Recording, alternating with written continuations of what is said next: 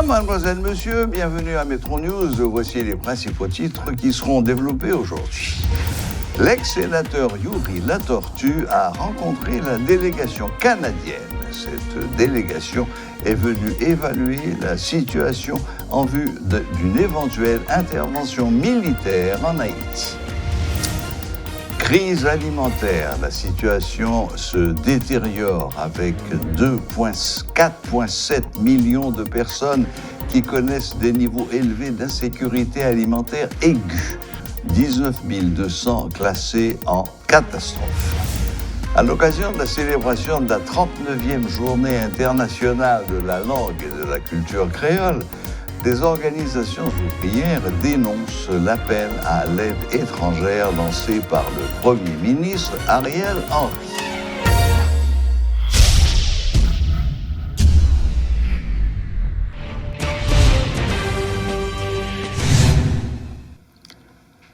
Yuri Latortue se dit rassuré par l'état d'esprit de la délégation canadienne qui s'est rendue en Haïti cette semaine. Selon lui, les officiels canadiens rencontrés lui ont donné l'assurance qu'il s'agirait d'une mission d'assistance aux forces locales. L'ancien sénateur de l'Artibonite salue aussi le fait que les membres de la mission ont conscience des problèmes humanitaires du pays et de la nécessité d'un compromis politique entre Haïtiens. Suivez les propos de Yuri Latortue. La délégation canadienne, ça, il y a environ 5 personnes qui étaient là-dedans, plus ambassadeurs canadiens qui sont en Haïti.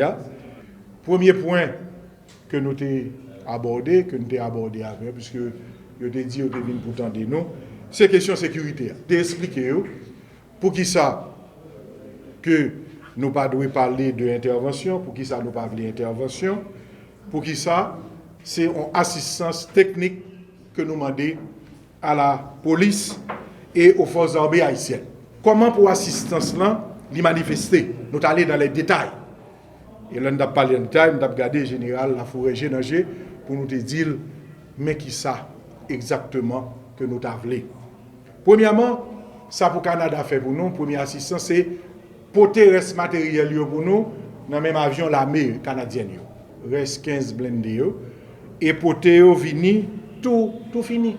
Puisque Canada a gagné caoutchouc qui blindé, il y a protection de radiateur, tout ça qui est manqué. Nous pensons que si on porte le premier matériel, ça vini avec les fusils d'assaut, avec les autres matériels, avec les munitions, ça va déjà mettre nous en position que l'unité tactique anti-gang, que le directeur général l'a formé, que vous avez matériel pour commencer à avancer et commencer à planifier réponse. La deuxième chose, nous pensons que avec l'occupation bandit de zones métropolitaines, eh bien, l'unité tactique anti-gang, les gagnants ont un effectif qui n'est pas suffisant. Et que eux-mêmes, au niveau de forces l'armée et de gendarmerie, ils ont gagné des unités qui ont complémenté pour que nous ayons une force conjointe avec Haïti, qui ont même fait opération plusieurs côtés à la fois. Mais toujours avec UTAG, unité anti-gang que nous formons, qui a un accompagnement et le Sahara, moi je pense que l'opération a fait avec leadership police noire, mais avec accompagnement qui va permettre que nous déployions 3 ou 4 côtés à la fois, parce qu'il faut libérer tous ces espaces, que ce soit Matissan, que ce soit Plat-des-Bouquets, que ce soit Peigné, que ce soit la Boule. Il faut libérer ces espaces le plus rapidement possible. Nous avons éclairci 5 points, la question des matériels, la question du renforcement de l'UTAG, la question de la formation, la question des engins lourds pour les forces armées haïtiennes et la question humanitaire, gens pour faire distribution et intervenir dans la zone côté qui a un problème pour que ce n'est pas encore gang que vous promouvoir, même gens, certaines expériences dans le passé. Et là, ça, unité, ça a aidé unité la police là, une fois que le travail est fini, ils n'ont pas besoin de rester, car il y a des experts en formation qui rester, mais le ça assistance-là, les limiter dans le temps qui va permettre que nous avancions. L'Union nationale des normaliens et éducateurs d'Haïti, UNOE, lance un appel à la mobilisation à la communauté éducative contre l'attitude irresponsable des autorités du ministère de l'Éducation nationale en particulier et du gouvernement en général face au dysfonctionnement du système éducatif haïtien.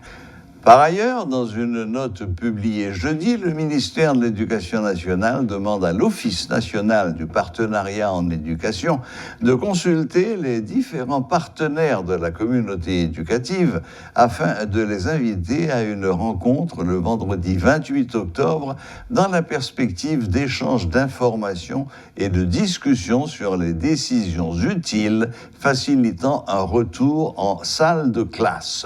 Kenson Delis est le coordonnateur général de cette structure.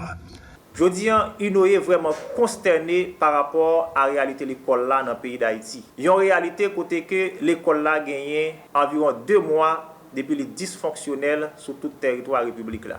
Mais ça qui fait UNOE beaucoup plus consterné, c'est le fait que la réalité ça est venue fondamentalement de attitude irresponsable du ministère de l'Éducation nationale, attitude irresponsable du ministre Nespi Maniga et du gouvernement en général. Et bien dans ce sens, nous-mêmes, nous dénoncer l'attitude ça et nous exiger pour que le droit à l'éducation des enfants soit respecté sur tout le territoire pays et nous exiger pour que il y ait des conditions qui créent pour l'école là capable de reprendre. Et troisième élément que nous avons exigé nous-mêmes dans l'UNOE, c'est que faut l'État haïtien, faut le ministère de l'Éducation nationale, faut que accompagner enseignants qui sont dans le secteur privé. Parce que c'est le ministère lui-même qui crée les conditions pour la donner au chômage depuis 4 mois. Donc le ministère n'est pas capable de croiser pour la garder, il n'a pas le droit de garder comme ça. Donc il faut que accompagner enseignants. Et en même temps, nous avons exigé pour que gagner sécurité d'emploi pour tout enseignant et enseignante. Donc il faut que l'emploi soit sécurisé. Et si l'emploi est sécurisé, eh bien, il est clair que donc, les gains en trouble politique, en trouble économique et social, eh bien, enseignants ne pas taper laguer sans salaire. Et en même temps, on a exigé pour que les enseignants gagnent un salaire décent.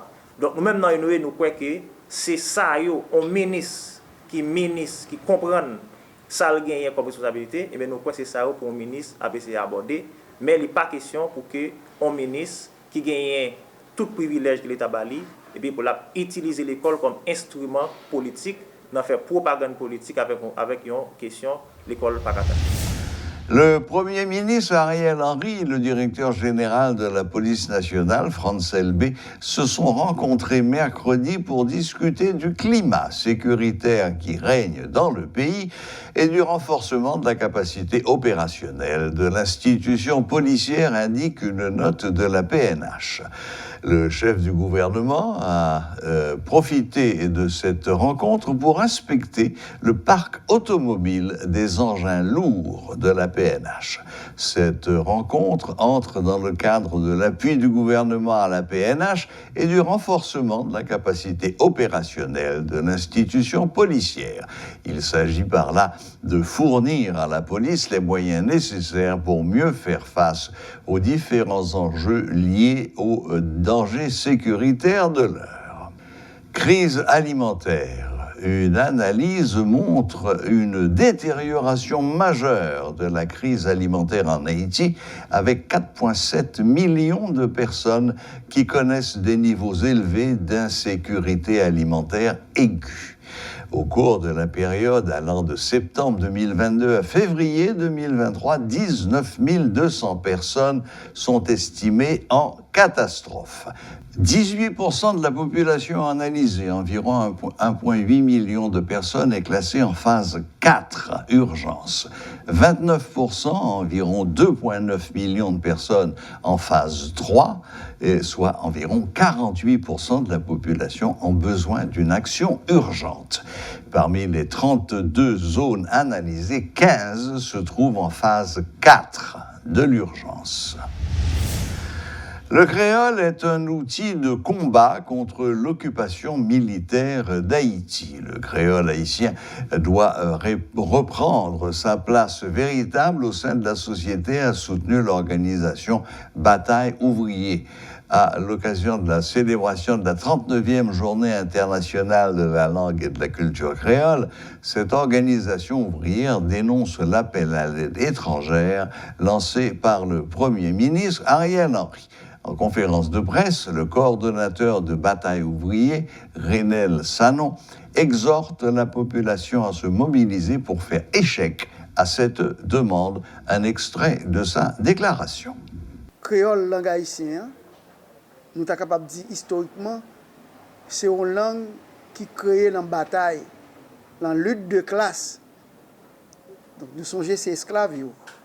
Esclaves, ancêtres nous, ils étaient albotés, colons étaient albotés en Afrique. Donc ils étaient pris dans plusieurs pays, dans plusieurs tribus. Donc esclaves, ça a été parlé plusieurs langues avec plusieurs dialectes. Ils étaient sortis dans plusieurs communautés, ils étaient sortis dans plusieurs clans, donc ils n'ont pas parlé la même langue. Mais heureusement, les esclaves n'ont pas résilié pour mourir dans cette situation. Eh bien, ils ont cherché tout moyen pour libérer la tête. Et c'est besoin ça qui peut faire créer créole langue haïtien comme un outil de bataille.